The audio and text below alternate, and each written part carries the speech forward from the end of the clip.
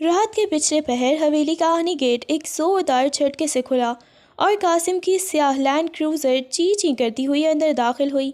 गाड़ी की तेज़ हेडलाइट्स ने पोर्च में खड़ी बी जान को अंधा कर दिया, जो जाए नमाज छोड़कर नंगे पांव दौड़ चली आई थी। कासिम गाड़ी से उतरा तो उसके चेहरे पर थकन नहीं, एक अजीब सी वहशत और बेजारी थी। बी जान ने बढ़कर उसे गले लगाना चाहा, उसकी बलाई लेना चाही, लेकिन वो एक सपाट चेहरे के साथ पीछे हट गया। आ गया सितमगर। कई माह बाद उसे इस बूढ़ी माँ की याद आ गई। बी जान की आवाज़ आंसुओं में डूब गई, मगर कासिम की नज़रें हवेली के दरो दीवार पर किसी मुजरिम की तरह पड़ रही थीं। वो जानता था कि इस हवेली की बुलंद दीवारों के पीछे उसके हर गुनाह का हिसाब लिखा है, और वो भी इस हिसाब के लिए तैयार नहीं था। हवेली के अंदरूनी हिस्से में कदम रखते ही रायमा के क्वार्टर से उठने वाली दिलोस चीखों ने फिज़ा के सन्नाटे को चीर कर रख दिया। वो आवाज़ें इतनी दर्दनाक थी कि कासिम के बढ़ते हुए कदम वहीं जम गए और उसके माथे पर पसीने की बूंदें चमकने लगीं। बी जान ने तड़प कर पिछले क्वार्टर की तरफ देखा, जहां राइमा की ज़िंदगी और मौत की जंग लड़ रही थी, और वहां से आने वाली सिसकियों का एक एक लफ्ज़ हवेली की खामोशी में जहर घोल रहा था। मुलाजमा की उस हालत और दर्द में डूबी पुकारों को सुनकर ही बी जान का तजुर्बाकार ज़हन फ़ौरन भाप गया कि उसका आखिरी वक्त करीब आ चुका है और अब किसी मौजे के बगैर उसकी जान बचना नामुमकिन है। हवेली के उस कोने से उठता हुआ शोर कासिम के लिए किसी पुराने ज़ख्म को कुरेदने के लिए मुतरादिफ था, जिससे वो नज़रें चुराने की कोशिश कर रहा था। बी जान ने बेचैनी से अपना दुपट्टा दुरुस्त किया और कासिम का बाजू थाम कर उसे झंझोड़ा। उनकी आवाज़ में हुक्म और इल्तिजा दोनों ही शामिल थे। कासिम बेटा, खड़ी क्या देख रहे हो? उठो, वो मुलाजमा की डिलीवरी का वक्त है। उसकी चीखें तो सुनो। क्वार्टर में कोई मर्द नहीं है जो उसे संभाल सके। उसे फ़ौरन हस्पताल ले जाओ बेटा, किसी की जान बचाओगे तो बड़ा सवाब मिलेगा। कासिम की नज़रें सामने क्वार्टर के दरवाजे पर जमी थीं, जहाँ से रायमा की आवाज़ अब मध्यम होती जा रही थी, जैसे उसकी हिम्मत जवाब दे रही हो। बी जान की बार बार इसरार और रायमा की क्वार्टर से उठने वाली उन आवाज़ों ने कासिम को साकित कर दिया था। उसे ऐसा महसूस हो रहा था जैसे कुदरत उसे उसके इस जुर्म के सामने दोबारा खड़ा कर रही है, जिसे वो मिटाने की कोशिश में था। मगर बी जान की मुसलसल पुकारों और हालात की संगीनी ने उसे हरकत करने पर मजबूर कर दिया। उसके कदम बोझल थे, मगर बी जान की ज़िद और इंसानियत के नाम पर दी गई दुहाई ने उसे उस क्वार्टर की तरफ बढ़ने पर मजबूर कर दिया, जिसकी दहलीज पार करना उसके लिए किसी अजाब से कम नहीं था। कासिम बी जान की ज़िद के आगे बेबस होकर जैसे ही बोझल कदमों से क्वार्टर की तरफ बढ़ा, उसे अपने सीने में धड़कनें बंद होती महसूस हुई। कमरे का बोसीदा दरवाज़ा खुला तो अंदर का मंजर किसी क़यामत से कम न था। सामने बेड पर राइमा दर्द से तड़प रही थी। उसका चेहरा पसीने में शराबूर था और बाल बिखरे हुए थे, जबकि होंठ तकलीफ़ की शिद्दत से नीले पड़ रहे थे। कई माँ इस सितमगर को अचानक अपने कमरे में सामने खड़ा देखकर राइमा की आंखों में तकलीफ़ के साथ साथ नफ़रत और हकारत की एक लहर दौड़ गई।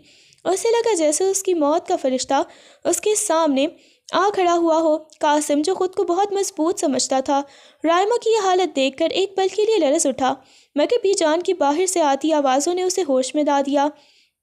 उसने बिना कुछ सोचे एक झटके से आगे बढ़कर राइमा को अपनी मजबूत बाहों में उठा लिया। राइमा ने मज़ाहमत करना चाही, उसकी आंखों से आंसू टूटकर कासिम के हाथों पर गिरे, मगर उसके जिस्म में इतनी सकत नहीं थी कि वह उस गिरफ्त से छुटकारा पा सके। कासिम उसे बाहों में भरे जब क्वार्टर से बाहर निकला तो उसका पूरा वजूद कांप रहा था, मगर वह तेज़ी से गाड़ी की तरफ बढ़ा ताकि उसे जल्द अज जल्द हस्पताल पहुंचा सके, जबकि राइमा उसके लम्स से तड़प कर बार बार मौत की आरजू कर रही थी। गाड़ी की रफ्तार हवा से बातें कर रही थी। कासिम के हाथ स्टीयरिंग पर बुरी तरह कांप रहे थे और उसकी नज़रें बार बार बैक व्यू मिरर पर पड़ने वाले राइमा के साकित व चेहरे पर जम जाती। राइमा, जो दर्द की शिद्दत से निढाल थी, नींद बेहोशी के आलम में कभी अपनी आंखें खोलती तो सामने उस शख्स को देखकर उसका दिल किसी जख्मी परिंदे की तरह फड़कने लगता, जिसने उसे जीते जी मार दिया था। हस्पताल पहुंचते ही कासिम ने गाड़ी का दरवाज़ा खोला और शोर मचाते हुए स्ट्रेचर मंगवाया। उसकी आवाज़ में ऐसी वहशत थी कि वहाँ मौजूद अमला भी सहम गया। जब डॉक्टर ने राइमा को अंदर ले जाने के लिए स्ट्रेचर पर डाला तो एक लम्हे के लिए उसका हाथ कासिम की आस्तीन से टकराया। वो टच कासिम की पूरे वजूद में बिजली की तरह दौड़ गया। اور اسے اپنے اندر کی ساری ہمت ختم ہوتی محسوس ہوئی۔ وہ ہسپتال کے کوریڈور میں ساکت کھڑا رہا جبکہ ڈاکٹرز نے اسے ایمرجنسی وارڈ کی طرف لے کر دوڑے۔ وہاں کی تیز روشنیوں اور مشینوں کی آوازوں نے ایک ایسا خوفناک سما پیدا کر دیا تھا کہ قاسم کو لگ رہا تھا جیسے آج صرف رائما کا ہی نہیں بلکہ اس کے تمام چھپے ہوئے رازوں کا بھی آخری وقت آ گیا ہے۔ وہ وہیں دیوار سے ٹیک لگا کر بیٹھ گیا۔ اس کے ذہن میں صرف رائما کی وہ آخری نظر گھوم رہی تھی جس میں بے پناہ التجا اور شدید نفرت ایک ساتھ موجود تھی۔ کچھ ہی دیر بعد آپریشن تھیٹر کا بھاری دروازہ کھلا اور ڈاکٹر، جس کے ماتھے پر پسینے کی بوندیں چمک رہی تھیں، تیزی سے باہر نکلی۔ قاسم ایک جھٹکے سے اپنی جگہ سے اٹھا۔ اس کی آنکھوں میں لرزتی وحشت ڈاکٹر کے چہرے پر جمی تھی۔ ڈاکٹر نے ایک گہرا سانس لیا اور قاسم کے قریب آ کر انتہائی سنجیدگی سے کہا، دیکھیے قاسم خان، مریضہ کی حالت بہت نازک ہے، خون بہت زیادہ بہہ چکا ہے اور وہ ہمت ہار رہی ہیں۔ اس وقت صورتحال یہ ہے کہ ہم ماں یا بچے میں سے کسی ایک کی جان ہی بچا سکتے ہیں۔ آپ کو فوری فیصلہ کرنا ہوگا کہ ہم کس کی زندگی کے لیے کوشش کریں۔ یہ الفاظ قاسم کے کانوں میں کسی ایٹم بم کی طرح پھٹے۔ ایک طرف اس کی وہ محبوبہ تھی جسے وہ بھلانے کی ناکام کوشش میں خود کو مٹا چکا تھا، اور دوسری طرف اس کا وہ وارث، اس کا اپنا خون، جس کے وجود کی خبر نے اسے امریکہ میں بھی چین نہیں لینے دیا تھا۔ ڈاکٹر کے سامنے کھڑا وہ مغرور قاسم خان پل بھر میں ریزہ ریزہ ہو گیا۔ اسے اپنی سانسیں حلق میں اٹکتی محسوس ہوئیں اور دماغ سن ہو گیا کہ وہ اپنی محبت کی قربانی دے یا اپنی نسل کی۔ ڈاکٹر کے مسلسل اصرار اور فیصلے کی گھڑی نے اسے دیوانگی کی حد تک پہنچا دیا۔ اس کے دل و دماغ میں ایک ایسی جنگ چھڑ گئی جس کا انجام صرف موت دکھائی دے رہا تھا۔ ڈاکٹر کے الفاظ قاسم کے کانوں میں پگھلے ہوئے سیسے کی طرح اترے تو اس کا ضبط کا بندھن یکسر ٹوٹ گیا۔ ماں یا بچہ؟ یہ سوال نہیں تھا بلکہ اس کے گناہوں کی وہ سزا تھی جو قدرت نے آج اس کے سامنے لا کھڑی کی تھی۔ ایک طرف اس کی وہ محبت تھی جس کے لیے اس نے زمانے کی پرواہ نہیں کی تھی، اور دوسری طرف اس کی نسل، اس کا اپنا خون جو ابھی اس دنیا میں قدم رکھنے کے لیے تڑپ رہا تھا۔ قاسم کا چہرہ غصے اور کرب سے سرخ ہو گیا۔ اس نے ایک وحشیانہ حرکت کرتے ہوئے سامنے کھڑے ڈاکٹر کو پوری قوت سے پیچھے دھکا دیا اور دیوانہ وار آپریشن تھیٹر کے دروازے کی طرف بڑھا۔ میرا وارث اور میری زندگی دونوں بچیں گے۔ تم لوگوں کی ہمت کیسے ہوئی مجھ سے یہ سوال کرنے کی؟ اس کی آواز ہسپتال کے کوریڈور میں گونجی تو نرسیں اور عملہ خوف زدہ ہو کر پیچھے ہٹ گیا۔ اس نے ٹھوکر مار کر تھیٹر کا بھاری دروازہ کھولا اور اندر داخل ہو گیا، جہاں ہر طرف خون کی بو اور مشینوں کی بیپ سنائی دے رہی تھی۔ اس نے وہاں موجود تمام عملے کو باہر نکلنے کا اشارہ کیا۔ اس کی آنکھوں میں چھپی درندگی اور جنون دیکھ کر کسی کی ہمت نہ ہوئی کہ اسے روک سکے۔ وہ لڑکھڑاتے قدموں سے اس بیڈ کی طرف بڑھا جہاں رائما نیم مردنی حالت میں پڑی تھی۔ اس کا سفید چہرہ موت کی زردی لپیٹے ہوئے تھا، مگر قاسم کے دل میں اس وقت صرف ایک ہی دھن سوار تھی کہ وہ اسے ایسے نہیں جانے دے سکتا۔ وہ رائما کے سرہانے جھکا، اس کے ماتھے پر پسینہ صاف کیا اور اس کا ہاتھ لرزتے ہاتھوں میں لے کر جیسے ہی اسے اپنی زندگی دان کرنے کی قسم کھا لی۔ کمرے میں موجود ڈاکٹرز اور نرسیں قاسم کا جنون دیکھ کر سہمے ہوئے باہر نکل گئے۔ اب وہاں صرف وہ تھا، رائما تھی اور زندگی اور موت کے درمیان لٹکتا وہ لمحہ۔ قاسم نے لرزتے ہاتھوں سے رائما کے چہرے کو چھوا جو برف کی طرح ٹھنڈا پڑ رہا تھا۔ اس نے جھک کر اس کے کان کے پاس سرگوشی کی۔ تمہیں کچھ نہیں ہوگا رائما، تم میرے وارث کو لے کر یوں نہیں جا سکتی، تمہیں لڑنا ہوگا۔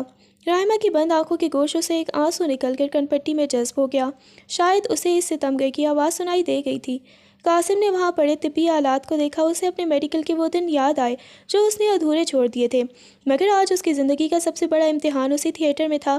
اس نے خود ہی دستانے چڑھا لیا اور اس کی پوری توجہ اس ننھی سی جان پر مرکوز ہو گئی جو دنیا میں آنے کے لیے تڑپ رہی تھی۔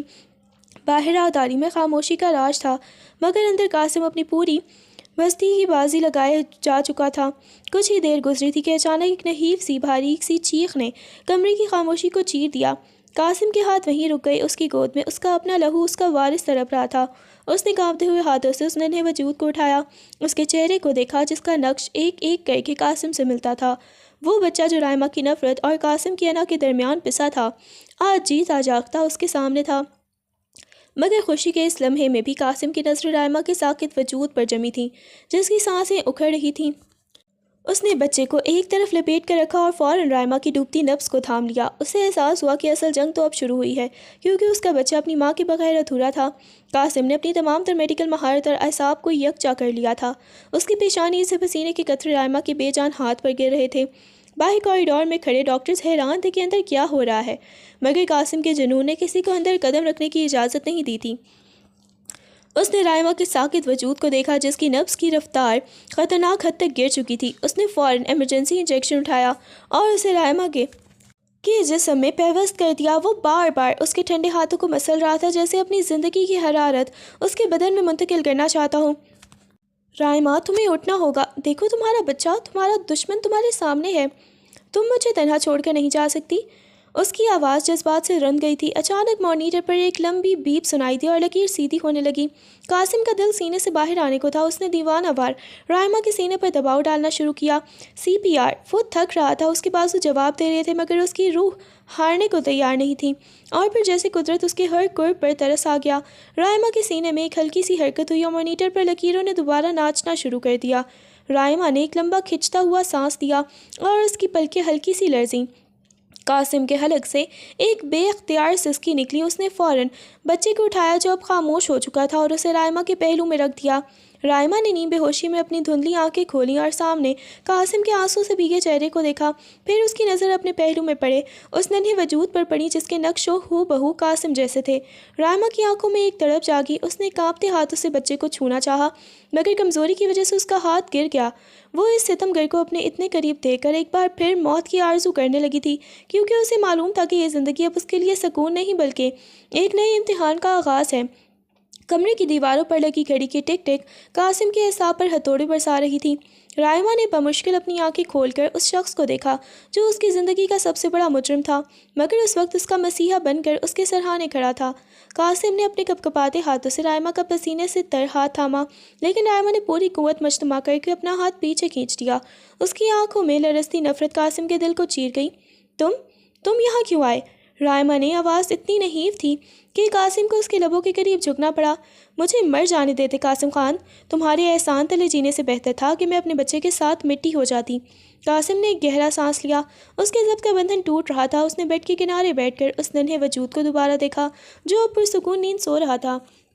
یہ صرف تمہارا بچہ نہیں ہے رائما، یہ میرا خون ہے، میرا وارث ہے۔ میں اسے اور تمہارے اتنی آسانی سے تمہیں موت کے حوالے کیسے کر سکتا تھا؟ قاسم کے لہجے میں وہ پرانی انا اور ایک عجیب سی تڑپ ملی جلی تھی، مگر رائما نے اپنا چہرہ دوسری طرف موڑ لیا۔ اس کے گالوں پر بہتے آنسو اس کی بے بسی کی گواہی دے رہے تھے۔ وہ جانتی تھی کہ اس ہسپتال سے باہر کی دنیا ان دونوں کے لیے ایک کانٹوں بھرا راستہ ہے، جہاں بی جان کی ممتا، خاندان کی غیرت اور قاسم کی منگیتر سارا کے سوالات ان کا انتظار کر رہے تھے۔ قاسم نے اس کی خاموشی کو محسوس کیا اور اٹھ کر کھڑا ہو گیا۔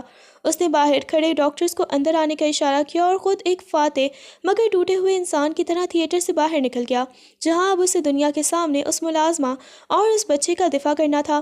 قاسم جیسے ہی آپریشن تھیٹر سے باہر نکلا، ہسپتال کی راہداری میں موجود بی جان لپک کر اس کے قریب آئیں۔ ان کے چہرے پر تشویش اور تجسس کا طوفان تھا۔ قاسم، کیا ہوا بیٹا؟ وہ لڑکی اور اس کا بچہ؟ بی جان کے سوال پر قاسم ایک لمحے کے لیے رکا۔ اس کے ماتھے پر اب بھی رائما کے پسینے اور خون کے نشان تھے جو اس کے سفید لباس پر بدنما دھبوں کی طرح چمک رہے تھے۔ اس نے ایک گہرا سانس لیا اور بھرائی ہوئی آواز میں بولا، بی جان، لڑکا ہوا ہے۔ رائما بھی خطرے سے باہر ہے، مگر اب اسے آرام کی ضرورت ہے۔ بی جان کے چہرے پر سکون کی ایک لہر دوڑی۔ انہوں نے شکرانے کا کلمہ پڑھا، لیکن ان کی عقابی نظریں قاسم کے ٹوٹے ہوئے لہجے اور لرزتے ہاتھوں سے کچھ اور ہی کشید کر رہی تھیں۔ حویلی کے باقی ملازمین جو باہر کھڑے تھے آپس میں کھسر پھسر کرنے لگے کہ آخر قاسم خان کو ایک ملازمہ کے لیے اتنی فکر کیوں ہے۔ قاسم نے کسی کی پرواہ کیے بغیر ہی ڈاکٹر کو بلایا اور اسے ہدایت دی کہ رائما کو فوری طور پر جنرل وارڈ کے بجائے ایک پرائیویٹ VIP کمرے میں منتقل کیا جائے جہاں کسی کا آنا جانا نہ ہو۔ ڈاکٹر نے حیرت سے قاسم کی طرف دیکھا، کیونکہ ایک معمولی ملازمہ کے لیے اتنا مہنگا کمرہ بک کروانا کسی کی سمجھ میں نہیں آ رہا تھا۔ قاسم نے اپنی جیب سے بٹوا نکالا اور بھاری رقم کاؤنٹر پر جمع کرواتے ہوئے واضح کر دیا کہ رائما کی دیکھ بھال میں کوئی کسر نہیں رہنی چاہیے، جبکہ پس پردہ وہ جانتا تھا کہ یہ صرف ایک شروعات ہے۔ اصل طوفان تو تب اٹھے گا جب وہ اس بچے کو حویلی کی دہلیز پار کروا کر اسے اپنے نام دینے کا سوچنا شروع کرے گا۔ رائما اندر بیڈ پر پڑی اپنے سینے سے لگے اس ننھے وجود کو دیکھ رہی تھی جو اس کی زندگی کا سب سے بڑا دکھ بھی تھا اور جینے کی واحد وجہ بھی، مگر اس کی آنکھوں میں قاسم کے لیے موجود نفرت اب ایک خوفناک خاموشی میں بدل چکی تھی۔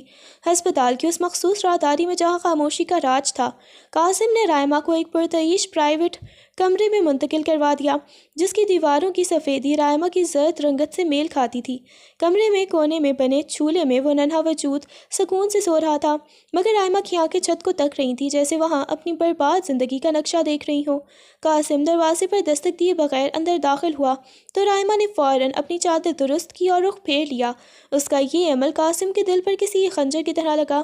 میں نے تمہارے لیے بہترین ڈاکٹرز اور نرسوں کا انتظام کر دیا ہے، تمہیں یہاں کسی بھی چیز کی کمی نہیں ہوگی، قاسم نے بیڈ کے قریب آ کر دبی آواز میں کہا، مگر رائمہ کی خاموشی اسے کاٹنے کو دوڑ رہی تھی۔ رائمہ نے گہرا اور تکلیف دہ سانس لیا اور بغیر اس کی طرف دیکھے انتہائی سرد لہجے میں بولی، قاسم خان، یہ VIP کمرہ، یہ مہنگی دوائیں اور یہ مصنوعی فکر، کیا یہ سب میرے لیے ہے یا اس وارث کے لیے جسے آپ اپنی انا کا سہارا بنانا چاہتے ہیں؟ قاسم کے پاس اس سوال کا کوئی جواب نہیں تھا۔ وہ بس دیکھتا رہا جس کی زندگی اس نے خود اپنے ہاتھوں سے کرچی کرچی کی تھی۔ رائمہ نے اپنی لرزتی آواز کو سہارا دیتے ہوئے بات جاری رکھی، آپ نے مجھے بچا کر مجھ پر احسان نہیں کیا، بلکہ میری سزا میں اضافہ کر دیا ہے۔ میں اس بچے کو لے کر اس حویلی میں کبھی واپس نہیں جاؤں گی جہاں مجھے صرف ایک ملازمہ کی نظر سے دیکھا جاتا ہے۔ قاسم نے ایک قدم آگے بڑھایا اور اس کا ہاتھ تھامنے کی کوشش کی، مگر رائمہ کی آنکھوں میں ابھرنے والے شعلوں نے اسے وہیں روک دیا۔ اسے احساس ہوا کہ جس رائمہ کو وہ چھوڑ کر گیا تھا وہ اب مر چکی ہے اور اس کی جگہ ایک ایسی ماں نے لے لی ہے جو اپنے زخموں کا حساب مانگنے کے لیے تیار ہے۔ قاسم نے ایک گہرا سانس لیا اور رائمہ کے بیڈ کے قریب رکھی کرسی پر نڈھال ہو کر بیٹھ گیا۔ اس کی نظریں چولہے میں سوئے اس معصوم وجود پر تھیں جو ان دونوں کی زندگیوں کے ادھورے پن کا عکس تھا۔ رائمہ، ضد مت کرو، تمہاری حالت ابھی ایسی نہیں ہے کہ تم کہیں جا سکو، اور نہ ہی میں تمہیں اس حال میں اکیلا چھوڑ سکتا ہوں۔ قاسم نے دبی آواز میں سمجھانے کی کوشش کی، مگر اس کے لہجے میں اب وہ پرانی حاکمیت چھلک رہی تھی جو رائمہ کو ہمیشہ سے چبھتی آئی تھی۔ رائمہ نے اپنی بھیگی آنکھوں سے قاسم کی طرف دیکھا۔ اس کی نظروں میں موجود قرب قاسم کے ضبط کا امتحان لے رہا تھا۔ آپ کو میری فکر کب سے ہونے لگی قاسم خان؟ جب میں کوارٹر میں اکیلی درد سے تڑپ رہی تھی تب آپ کہاں تھے؟ جب میں نے مہینوں آپ کے لوٹ آنے کی دعا مانگی تب آپ امریکہ کی رنگینیوں میں گم تھے۔ رائمہ کا لہجہ اب پھٹ پڑا تھا، اس کی نحیف آواز میں برسوں کا جمع شدہ غبار شامل تھا۔ قاسم کا سر شرمندگی سے جھک گیا۔ اس کے پاس ان سوالوں کا کوئی دفاع نہیں تھا، کیونکہ وہ جانتا تھا کہ اس نے رائمہ کو اس وقت تنہا چھوڑا تھا جب اسے اس کی سب سے زیادہ ضرورت تھی۔ کمرے میں ایک بوجھل پن خاموشی چھا گئی، صرف اسپتال کی مشینوں کی بیپ سنائی دے رہی تھی۔ قاسم نے اٹھ کر کھڑکی کی طرف رخ کیا جہاں سے باہر روز شہر کی روشنیاں دھندلی نظر آ رہی تھیں۔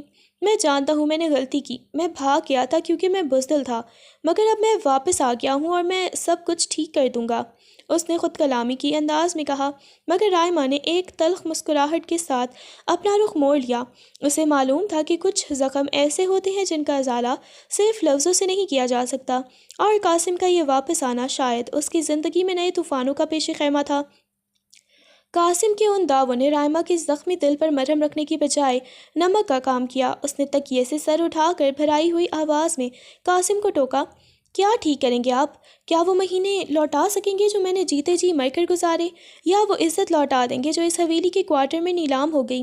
قاسم نے مڑ کر اسے دیکھا۔ اس کی آنکھوں میں اعتراف جرم تھا، مگر زبان گنگ تھی۔ وہ جانتا تھا کہ رائمہ کا ایک ایک لفظ سچائی کی تپش لیے ہوئے ہے۔ رائمہ نے بستر پر لیٹے لیٹے ہی چولہے کی طرف اشارہ کیا اور کرخناک لہجے میں بولی، آپ اسے اپنا وارث کہہ رہے ہیں، مگر کیا آپ اسے اپنا نام دینے کی ہمت رکھتے ہیں؟ کیا آپ بی جان کے سامنے کھڑے ہو کر کہہ سکیں گے کہ یہ ایک ملازمہ کا بچہ نہیں، قاسم خان کا بیٹا ہے؟ اس سوال نے قاسم کے پیروں تلے سے زمین ہی نکال دی۔ وہ جانتا تھا کہ حویلی کی روایات اور سارا کے ساتھ اس کی منگنی کے بیچ یہ سچ بولنا کسی خودکشی سے کم نہیں تھا۔ اس نے مٹھیاں بھینچ دیں اور رائمہ کے قریب آ کر جھکا۔ اس کی آواز میں ایک عجیب سی سرد مہری اور عزم تھا۔ وقت آنے دو رائمہ، میں ثابت کر دوں گا کہ میں بزدل نہیں ہوں۔ ابھی صرف اپنی صحت پر توجہ دو، کیونکہ تمہیں اس بچے کے لیے جینا ہے۔ قاسم یہ کہہ کر کمرے سے باہر نکل گیا، مگر اس کے پیچھے رائمہ کی سسکیاں اور اس کا یہ سوال ہوا میں ہی معلق رہا کہ کیا ایک ستمگر واقعی کبھی مسیحا بن سکتا ہے، یا یہ سب صرف اس معصوم بچے کو حاصل کرنے کی ایک نئی چال ہے؟ وہ جانتی تھی کہ ہسپتال کے اس پرسکون کمرے سے باہر نکلتے ہی اسے دوبارہ اسی حویلی کی سنگلاخ دیواروں کا سامنا کرنا پڑے گا جہاں اس کی حیثیت ایک سائے سے زیادہ کچھ نہیں تھی۔ قاسم کے کمرے سے باہر نکلتے ہی رائمہ نے ایک لمبا اور لرزتا ہوا سانس لیا۔ اس کی آنکھیں ابھی دروازے پر جمی تھی جہاں سے وہ شخص ابھی روبدار قدموں کے ساتھ رخصت ہوا تھا۔ اسے قاسم کے لہجے میں موجود وہ عزم ایک نئے خوف میں مبتلا کر رہا تھا، کیونکہ وہ جانتی تھی کہ جب قاسم خان کچھ کرنے کی ٹھان لیتا ہے تو پھر وہ کسی کی پرواہ نہیں کرتا، چاہے اس میں کسی کی زندگی اجیرن ہی کیوں نہ ہو جائے۔ کمرے میں موجود نرس نے اندر آ کر بچے کو چیک کیا اور رائمہ کو دوا لینے کا اشارہ کیا، مگر رائمہ کا ذہن کہیں اور ہی بھٹک رہا تھا۔ اسے وہ رات یاد آ رہی تھی جب قاسم نے اسے ہمیشہ کے لیے اپنانے کے وعدے کیے تھے، اور پھر ایک معمولی سی گھریلو تکرار اور انا کی جنگ میں اسے بے یار و مددگار چھوڑ کر امریکہ کی اڑان بھر لی تھی۔ رائمہ نے اپنے پہلو میں سوئے ہوئے بچے کے ننھے ہاتھوں کو چھوا اور ایک عہد کیا کہ وہ اسے کبھی قاسم کی بزدلی کا سایہ نہیں بننے دے گی۔ دوسری طرف ہسپتال کی کوریڈور میں قاسم تیز قدموں سے چلتا ہوا پارکنگ کی طرف بڑھ رہا تھا۔ اس کے ذہن میں سارا کا چہرہ اور بی جان کی توقعات ایک بوجھ بن کر سوار تھیں۔ اسے معلوم تھا کہ حویلی واپسی پر اسے پہلا سوال بی جان کے سامنے دینا ہوگا کہ اس نے ایک ملازمہ کو وی آئی پی وارڈ میں کیوں رکھا۔ اس نے اپنی گاڑی میں بیٹھ کر اسٹیئرنگ پر زور سے ہاتھ مارا۔ اس کا غصہ خود پر تھا یا ان حالات پر جو اسے بار بار جھوٹ بولنے پر مجبور کر رہے تھے۔ اسے اب ایک ایسا کھیل کھیلنا تھا جس میں اسے رائمہ کی نفرت بھی سہنی تھی اور اپنے خاندان کی غیرت کا جنازہ اٹھنے سے بھی بچانا تھا، مگر اس بچے کی معصوم شکل نے اس کے اندر کے ستم گر کو ایک عجیب سی ممتا اور محافظ والے جذبے میں بدل دیا تھا جو اس کے لیے بالکل نیا اور بے حد خطرناک تھا۔ گاڑی کی تپتی ہوئی سیٹ پر بیٹھے قاسم کی نظریں ہسپتال کی اس کھڑکی پر جمی تھیں جہاں رائمہ اس وقت زندگی اور موت کی کشمکش سے نکل کر ایک نئی اذیت میں داخل ہو رہی تھی۔ اس نے گاڑی سٹارٹ کی اور حویلی کی طرف روانہ ہوا، مگر اس کا ذہن وہیں اس سفید کمرے میں قید رہ گیا تھا۔ راستے بھر اسے رائمہ کا وہ جملہ کسی نوکیلے تیر کی طرح چبھ رہا تھا، کیا آپ اسے اپنا نام دینے کی ہمت رکھتے ہیں؟ قاسم جانتا تھا کہ حویلی کے سنگلاخ ضابطوں میں ایک ملازمہ کا بچہ کبھی وارث نہیں کہلا سکتا تھا، چاہے اس کی رگوں میں خانوں کا کتنا ہی خالص خون کیوں نہ دوڑ رہا ہو۔ جیسے ہی وہ حویلی کے صدر دروازے پر پہنچا، اسے دور سے ہی بی جان پر برآمدے میں ٹہلتی نظر آئیں۔ ان کے ہاتھ میں تسبیح تھی مگر نظریں گیٹ پر جمی تھیں۔ قاسم نے گاڑی روکی اور باہر نکلا تو اسے محسوس ہوا جیسے حویلی کی دیواریں اسے گھور رہی ہیں، جیسے اسے اپنے گناہوں کا حساب دینے کے لیے پکار رہی ہوں۔ بی جان لپک کر اس کے پاس آئی اور اس کے ماتھے پر ابھری پریشانی کی لکیروں کو دیکھ کر ٹھٹک گئیں۔ قاسم، اتنی دیر لگا دی تم نے؟ ڈاکٹر کیا کہہ رہے تھے؟ اور وہ بچہ، وہ ٹھیک تو ہے نا؟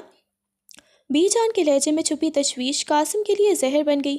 وہ چاہ کر بھی ان کی آنکھوں میں آنکھیں ڈال کر سچ نہیں بول سکا، بس اتنا کہہ پایا کہ سب ٹھیک ہے بی جان، بس کیس ذرا پیچیدہ تھا اس لیے اسے وہیں روکنا پڑا۔ مگر بی جان کی عقابی نظریں اس کے لہجے میں چھپی اس لرزش کو بھاپ گئیں جو قاسم چھپانے کی ناکام کوشش کر رہا تھا۔ انہیں اندازہ ہو گیا تھا اس خاموشی کے پیچھے کوئی ایسا طوفان پل رہا ہے جو حویلی کی بنیادیں ہلا کر رکھ دے گا۔ بی جان کے سامنے کھڑے قاسم کو محسوس ہوا جیسے حویلی کا دالان یکدم تنگ ہو گیا ہے۔ پیچیدہ کیس؟ قاسم بیٹا، تو تم اسے ہسپتال چھوڑ کر آ جاتے، یہ تمہارے ماتھے پر پسینہ اور آنکھوں میں ایسی وحشت کیوں ہے؟ بی جان نے اس کے قریب آ کر اس کے ماتھے پر ہاتھ رکھا مگر قاسم نے نظریں چرا لیں۔ اس کا ذہن ابھی بھی اس منظر میں قید تھا جہاں اس نے خود جھک کر اس ننھے وجود کو دنیا میں لانے کے لیے اپنا سب کچھ داؤ پر لگا دیا تھا۔ بی جان، وہ رائمہ کی حالت بہت خراب تھی، ڈاکٹر اکیلے نہیں سنبھال پا رہے تھے۔ اس نے ہکلاتے ہوئے جھوٹ کا سہارا لیا مگر بی جان کی تسبیح کے دانے رک گئے۔ وہ ایک ملازمہ ہے قاسم، اور تم اس حویلی کے چشم و چراغ، اسے ہسپتال پہنچا دیا، اتنا ثواب کافی تھا۔ اب تم جا کر آرام کرو، سارا کا فون آیا تھا، وہ تمہارا انتظار کر رہی ہے۔ سارا کا نام سنتے ہی قاسم کے وجود میں ایک سرد لہر دوڑ گئی۔ اسے یاد آیا کہ وہ ایک ایسی عورت سے منسوب ہے جس کا اس کے اور رائمہ کے درمیان ہونے والے کسی بھی واقعے سے کوئی تعلق نہیں تھا، مگر اب وہ اس مثلث کا حصہ بن چکی ہے۔ قاسم نے بنا کچھ کہے اپنے کمرے کی طرف قدم بڑھا دیے، لیکن اس کے کانوں میں ابھی بھی اس بچے کی پہلی چیخ گونج رہی تھی جو رائمہ کے پہلو میں لیٹا شاید اپنی پہچان کا انتظار کر رہا تھا۔ اسے لگ رہا تھا کہ اس نے ہسپتال میں جو کچھ بھی کیا وہ صرف ایک جانا پہچانا نہیں تھا، بلکہ اپنے لیے ایک ایسی آگ خرید لی تھی جس میں اسے اب عمر بھر جلنا تھا۔ اس نے اپنے کمرے کا دروازہ اندر سے بند کیا اور آئینے کے سامنے کھڑا ہو گیا۔ خون کے وہ دھبے جو اس کی قمیص پر تھے اسے اب ایک اعزاز لگ رہے تھے۔ مگر وہ جانتا تھا کہ اگر یہ سچ حویلی کی دیواروں سے باہر نکلا تو عزت کی یہ سفید قمیص کفن بننے میں دیر نہیں لگائے گی۔ آئینے میں اپنے عکس کو دیکھتے قاسم کو لگا جیسے اس کے اندر کا ستمگر آج ہار چکا ہے۔ اس نے لرزتے ہاتھوں سے قمیص کے بٹن کھولے۔ وہ خون کے دھبے اب خشک ہو کر گہرے رنگ اختیار کر چکے تھے، بالکل اس سچ کی طرح جسے وہ اب مٹا نہیں سکتا تھا۔ ابھی وہ کھڑا خود سے جنگ لڑ ہی رہا تھا کہ اس کے فون کی سکرین روشن ہوئی۔ سارا کی کال تھی۔ اس نے ایک گہرا سانس لیا اور فون کان سے لگایا۔ دوسری طرف سے سارا کی چہکتی ہوئی آواز آئی، قاسم تم واپس آ گئے اور مجھے بتایا بھی نہیں۔ بی جان کہہ رہی تھی کہ تم کسی ملازمہ کو ہسپتال لے کے گئے ہو۔ اتنی ہمدردی کب سے پیدا ہو گئی تم میں؟ سارا کا لہجہ طنزیہ تھا، یا شاید وہ صرف مذاق ہی کر رہی تھی، مگر قاسم کو اس کی ہر بات ایک تانا لگی۔ انسانیت بھی کوئی چیز ہوتی ہے سارا، وہ تکلیف میں تھی تو ہسپتال پہنچانا میرا فرض تھا۔ اس نے اپنی آواز کو جتنا ہو سکے سپاٹ رکھا۔ سارا نے دوسری طرف سے ایک لمبی ہوں کی اور پھر اپنی شادی کی تیاریوں پر بات شروع کر دی، مگر قاسم کا ذہن تو ابھی بھی اس سفید کمرے کے جھولے میں اٹکا ہوا تھا۔ اسے محسوس ہوا کہ سارا کی باتیں، اس کی خوشیاں اور حویلی کی یہ رونقیں اب اس کے لیے اجنبی ہو چکی ہیں۔ اس نے فون بند کیا اور بیڈ پر گر گیا۔ کمرے کی چھت اسے اپنی طرف آتی محسوس ہو رہی تھی۔ اسے بار بار رائما کو وہ چہرہ یاد آ رہا تھا جو درد سے نیلا پڑ گیا تھا، اور وہ بچہ جس کی ایک جھلک نے قاسم کے سارے غرور کو خاک میں ملا دیا تھا۔ وہ جانتا تھا کہ سارا سے شادی کا مطلب رائما اور اس بچے کی زندگی بھر کی محرومی ہے، اور اگر وہ سچ بولتا تو بی جان کا مان ٹوٹ جانے کا۔ اسی کشمکش میں اسے نیند کوسوں دور لگ رہی تھی، جبکہ ہسپتال کے اس وی آئی پی وارڈ میں رائما شاید اس وقت یہی سوچ رہی ہوگی کہ قاسم خان اب کبھی پلٹ کر نہیں آئے گا، کیونکہ وہ ہمیشہ سے اپنی نسل اور نام کا سودا کرنا جانتا ہے۔ رات کی تاریکی گہری ہو چکی تھی، مگر قاسم کی آنکھوں سے نیند کوسوں دور تھی۔ وہ بستر پر کروٹیں بدل رہا تھا، پر اسے بار بار رائما کو وہ پیلا پڑتا چہرہ اور اس کی آنکھوں میں لرزتی وہ شدید نفرت یاد آ رہی تھی جس نے ہسپتال میں اس کے کمرے میں بے بس کر دیا تھا۔ اسے رہ رہ کر اس ننھے وجود کا لمس محسوس ہو رہا تھا جسے اس نے پہلی بار اپنی باہوں میں اٹھایا تھا، وہ بوجھ جو گوشت پوست کا نہیں بلکہ اس کے اپنے خون کا تھا۔ قاسم نے ایک ہی جھٹکے سے اٹھ کر لائٹ آن کی اور اپنے کمرے کے در و دیوار کو دیکھنے لگا جو اب اسے ایک قید خانہ لگ رہے تھے۔ اسے احساس ہوا کہ یہاں وہ حویلی کے پرتعیش کمرے میں تو ہے، مگر اس کا دل اور روح اس وقت ہسپتال کے اس وی آئی پی وارڈ کے باہر کوریڈور میں بھٹک رہے ہیں۔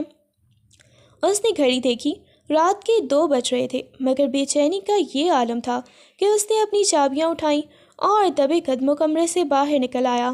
ہال میں بی جان کے خراٹوں کی مدھم آواز آ رہی تھی۔ اس نے سانس روک کر مین گیٹ کھولا اور اپنی گاڑی سٹارٹ کی۔ اسے معلوم تھا کہ یہ پاگل پن ہے، ایک ملازمہ کے لیے آدھی رات کو ہسپتال بھاگنا کسی بھی طرح خانوں کی روایت نہیں تھی، مگر وہ اب صرف ایک خان نہیں بلکہ ایک باپ اور ایک پچھتاوے کا مارا ہوا انسان بھی تھا جو اپنی زندگی کی سب سے بڑی سچائی کے قریب رہنا چاہتا تھا۔ گاڑی کی ہیڈ لائٹس نے حویلی کے اندھیرے کو چیرا اور وہ ایک بار پھر اسی ہسپتال کی طرف روانہ ہو گیا جہاں رائما اس وقت شاید اپنے زخموں کے ساتھ تنہا تھی، اور قاسم کو لگ رہا تھا کہ اگر وہ آج نہ گیا تو شاید وہ خود کو کبھی بھی معاف نہیں کر پائے گا۔ ہسپتال کی راہداریوں میں رات کے اس پہر موت جیسی خاموشی کا راج تھا، صرف کہیں دور سے کسی مشین کی بیپ سنائی دے رہی تھی۔ قاسم کے جوتوں کی چاپ فرش پر کسی بھاری ہتھوڑوں کی طرح گونج رہی تھی۔ وہ جیسے ہی وی آئی پی کمرے کے باہر پہنچا اس کے قدم ایک لمحے کے لیے ڈگمگائے۔ اسے لگا جیسے کمرے کے اندر موجود وہ عورت اور بچہ اس کی روح کے لیے زنجیر بن چکے ہیں۔ اس نے دھیرے سے دروازہ کھولا۔ اندر مدھم زیرو کے بلب کی روشنی پھیلی ہوئی تھی۔ رائما نڈھال ہو کر سو چکی تھی، اس کے چہرے پر اب بھی کرب کی لکیریں واضح تھیں، جبکہ اس کے پہلو میں وہ ننھا وجود ایک مخملی کمبل میں لپٹا ہوا بے فکری سے سانس لے رہا تھا۔ قاسم دبے قدموں بیڈ کے قریب آیا اور جھک کر اس معصوم کے چہرے کو دیکھا۔ اس کے دل میں ایک ایسی ٹیس اٹھی جو اس نے پہلے کبھی بھی محسوس نہیں کی تھی۔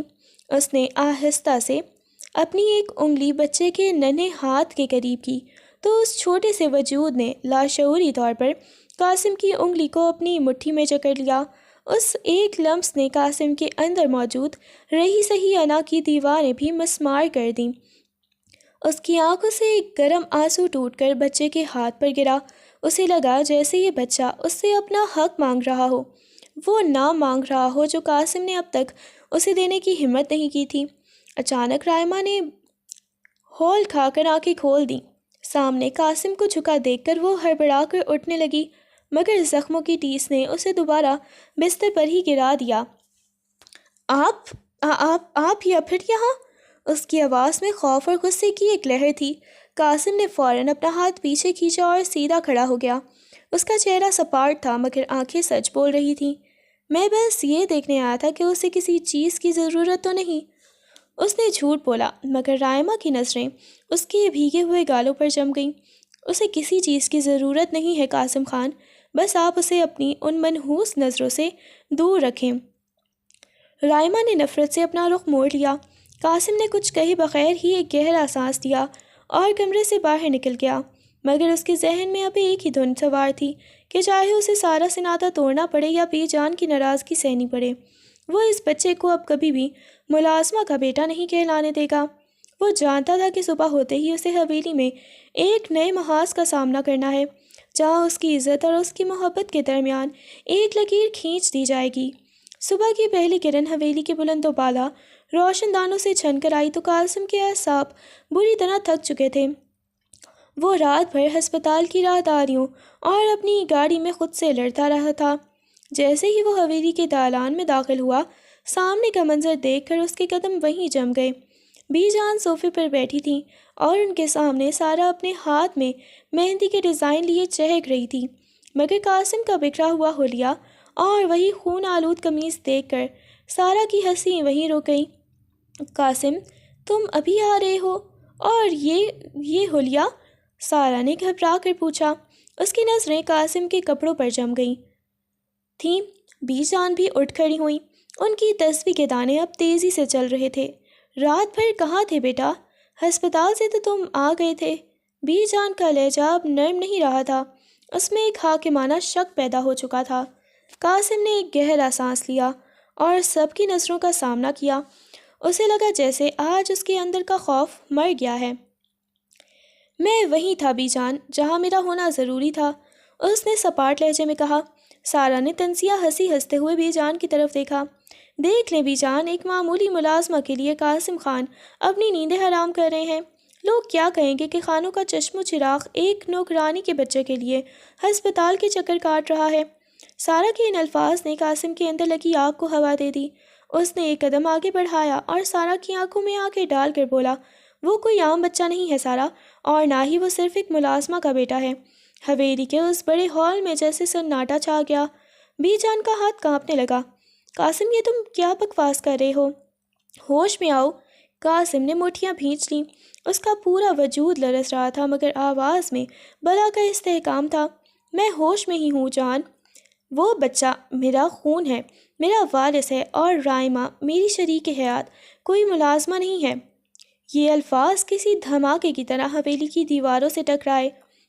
سارا کے ہاتھ سے وہ کاغذات گر گئے اور بی جان صوفے کا سہارا لے کر وہیں بیٹھ گئیں، جیسے ان کی کائنات ہی الٹ گئی ہو۔ قاسم نے آج وہ سچ بول دیا تھا جس کی قیمت اسے شاید اپنی نسلوں تک چکانی تھی، مگر اسے سکون تھا کہ اب اسے رائمہ کی نفرت بھری نظروں کا سامنا نہیں کرنا پڑے گا، چاہے اسے اس حویلی کی دہلیز ہی کیوں نہ چھوڑنی پڑے۔ قاسم کے اس اعتراف نے رائمہ کے اور حویلی کے در و دیوار کو بھی ہلا کر رکھ دیا۔ سارا کے چہرے کا رنگ فک ہو گیا، اس کی آنکھوں میں بے یقینی اور ذلت کے آنسو تیرنے لگے۔ تم یہ کیا کہہ رہے ہو قاسم؟ ایک نوکرانی میری جگہ اس 2 ٹکے کی لڑکی نے لے لی؟ سارا کی آواز میں چیخ تھی مگر قاسم کی نظریں بی جان پر جمی تھیں، جو ساکت بیٹھی اسے دیکھ رہی تھی جیسے کوئی اجنبی ان کے سامنے کھڑا ہو۔ خاموش ہو جاؤ سارا، بی جان کی گرج دار آواز ہال میں گونجی۔ وہ لرزتے ہوئے قدموں سے اٹھی اور قاسم کے سامنے آ کھڑی ہوئیں۔ قاسم خان، تمہیں احساس ہے تم کیا زبان نکال رہے ہو؟ اس خاندان کی پگڑی اچھال دی تم نے۔ ایک ایسی لڑکی کے لیے جس کا باپ ہمارے ٹکڑوں پر پلا۔ بی جان کا ہاتھ اٹھا اور ایک زوردار تھپڑ قاسم کے چہرے پر پڑا جس کی گونج پورے دالان میں سنائی دی۔ قاسم نے اپنا چہرہ نہیں موڑا، اس کی آنکھوں میں سرکشی کے بجائے ایک عجیب سی تشویش تھی۔ بی جان، پگڑی تب اچھلتی جب میں اپنے ہی خون کو لاوارث چھوڑ دیتا۔ میں نے غلطی کی، میں بھاگ گیا تھا، مگر اب میں اس گناہ کا بوجھ لے کر مزید نہیں جی سکتا۔ سارا نے غصے میں اپنے ہاتھ کی مہندی والے کاغذ پھاڑ کر فرش پر پھینک دیے۔ مبارک ہو بی جان، آپ کا لاڈلا اب ایک ملازمہ کا سہارا بنے گا۔ مجھے اس رشتے کی ضرورت نہیں جو ایک جھوٹ کی بنیاد پر کھڑا ہو۔ وہ پیر پٹکتی ہوئی حویلی سے باہر نکل گئی، جبکہ بی جان وہیں فرش پر بیٹھ کر بین کرنے لگی۔ قاسم نے ایک نظر اپنے اس پرآسائش گھر پر ڈالی جو اب اسے پرایا لگ رہا تھا۔ اس نے مڑ کر بی جان کو نہیں دیکھا بلکہ سیدھا اپنے کمرے میں گیا، چند ضروری کاغذات اور گاڑی کی چابی اٹھائی اور باہر نکل گیا۔ اسے معلوم تھا کہ اب حویلی کے دروازے اس پر بند ہو چکے ہیں، مگر اسے اس بات کی فکر نہیں تھی۔ اسے بس جلدی سے تھی تو ہسپتال پہنچنے کی، جہاں رائمہ اور اس کا بیٹا اس کے نام کے منتظر تھے۔ جیسے ہی وہ ہسپتال کی پارکنگ میں پہنچا، اس نے دور سے دیکھا کہ رائمہ کے کمرے کے باہر کچھ پولیس والے کھڑے تھے اور وہاں لوگوں کا ہجوم تھا۔ اس کا دل دھک سے رہ گیا۔ کیا بی جان نے اس سے پہلے ہی کوئی چال چلتی تھی؟ وہ دیوانہ وار وارڈ کی طرف بھاگا۔ قاسم کا دل سینے سے باہر آنے کو تھا۔ اس نے دیوانہ وار پولیس والوں کو ہٹا کر کمرے کا دروازہ کھولا۔ قاسم کا دل سینے سے باہر آنے کو تھا۔ اس نے دیوانہ وار پولیس والوں کو ہٹا کر کمرے کا دروازہ کھولا تو اندر کا منظر دیکھ کر اس کی روح ہی فنا ہو گئی۔ رائمہ کا بیڈ خالی تھا اور جھولا جس میں اس کا وارث سو رہا تھا وہاں اب صرف ایک خالی سفید کمبل پڑا تھا، جبکہ کمرے کی کھڑکی کھلی تھی اور پردے ہوا میں کسی نوحے کی طرح لہرا رہے تھے۔ کہاں ہے وہ؟ میری بیوی اور میرا بچہ کہاں ہے؟ اس نے وہاں کھڑے کانسٹیبل کا گریبان پکڑ کر وحشت زدہ لہجے میں پوچھا تو پولیس والے نے اسے ایک خط تھمایا جو رائمہ نے بیڈ پر چھوڑا تھا۔ لرزتے ہاتھوں سے قاسم نے وہ تحریر پڑھی جس میں رائمہ نے لکھا تھا کہ قاسم خان، آپ کا اعتراف اور آپ کا نام اب میرے کسی کام کا نہیں۔ میں اپنے بچے کو ایک ایسی حویلی کا وارث بنتے نہیں دیکھ سکتی جہاں اس کی ماں کو ہمیشہ ایک گناہ کی نشانی سمجھا جائے۔ میں اسے اب آپ کے سائے سے بھی دور لے جا رہی ہوں تاکہ وہ ایک آزاد انسان بن کر جی سکے، نہ کہ آپ کی انا کا قیدی بن کر۔ قاسم وہیں گھٹنوں کے بل فرش پر بیٹھ گیا۔ اس کے کانوں میں بی جان کی باتیں اور سارا کے تانے اب ایک بے معنی شعور کی طرح گونج رہے تھے، کیونکہ وہ جس سچ کی خاطر اپنا سب کچھ لٹا کر آیا تھا وہ سچ خود اسے ٹھکرا کر اندھیروں میں روپوش ہو چکا تھا۔ ہسپتال کی وہ تیز روشنیاں اسے کاٹنے کو دوڑ رہی تھیں اور اسے پہلی بار احساس ہوا کہ محبت اور گناہ کا حساب برابر کرنے میں قدرت کبھی دیر نہیں کرتی۔ وہ خانوں کا وہ غرور تھا جو آج ایک خالی جھولی کے سامنے اپنے بستی کی بھیک مانگ رہا تھا، مگر باہر بارش شروع ہو چکی تھی جو شاید رائمہ کے قدموں کے نشان مٹانے کے لیے کافی تھی۔ قاسم ہسپتال کے ٹھنڈے فرش پر بیٹھا رائمہ کے لکھے ہوئے الفاظ کو اپنی روح پر نقش ہوتا محسوس کر رہا تھا۔ اس کی بند مٹھی میں وہ خط ایک بے جان کاغذ نہیں بلکہ اس کی بربادی کا پروانہ تھا جس نے اسے حویلی کے جاہ و جلال اور اپنی اولاد کے لمس دونوں سے محروم کر دیا تھا۔ وہ دیوانہ وار ہسپتال سے باہر نکلا۔ تیز بارش اس کے چہرے کو بھگو رہی تھی، مگر اس کے اندر لگی آگ بجھنے کا نام نہیں لے رہی تھی۔ اس نے اپنی گاڑی سڑکوں پر دوڑائی، ہر بس اسٹاپ، ہر ریلوے اسٹیشن اور ہر اس جگہ چھان ماری جہاں رائمہ کے جانے کا امکان ہو سکتا تھا، مگر وہ ستم زدہ لڑکی اپنے دکھوں کی گٹھڑی اور اس ننھے وجود کو سینے سے لگائے کسی ایسے گمنام راستے پر نکل چکی تھی جہاں قاسم خان کا نام اور اسرار و ضحوک ایک دیوار بن کر کھڑا نہ ہو سکے۔ کئی دن گزر گئے۔ حویلی میں بی جان نے اسے اپنانے سے انکار کر دیا اور سارا کی شادی کہیں اور طے پا گئی۔ قاسم اب ایک زندہ لاش بن چکا تھا جو دن بھر ہسپتال کے اس خالی کمرے کے باہر بیٹھا رہتا جہاں سے اس کی خوشیاں رخصت ہوئی تھیں۔ اسے اب ہسپتال اور احساس ہوا کہ اعتراف جرم اگر وقت پر نہ کیا جائے تو وہ تلافی نہیں بلکہ عمر بھر کا پچھتاوا بن جاتا ہے۔ 5 سال گزر چکے تھے۔ قاسم خان کی حویلی اب ایک خاموش مزار کی مانند تھی جہاں وہ اپنی بوڑھی بی جان کے ساتھ ایک پچھتاوے کی زندگی گزار رہا تھا۔ اس نے سارا سے شادی نہیں کی تھی اور اپنی تمام تر دولت غریب بچوں کے ہسپتالوں کے نام کر دی تھی، مگر اس کی روح آج بھی اسی ایک چہرے کی تلاش میں بھٹک رہی تھی جس نے اسے جیتے جی مار دیا تھا۔ ایک روز شہر کے ایک فلاحی اسکول کی افتتاحی تقریب میں جب قاسم بطور مہمان خصوصی اسٹیج پر بیٹھا تھا، اس کی نظریں سامنے قطار میں کھڑے ایک چھوٹے سے بچے پر جا کر ٹھہریں جس کے نقش، جس کے بیٹھنے کا انداز اور جس کی آنکھوں کی چمک ہو بہو قاسم جیسی تھی۔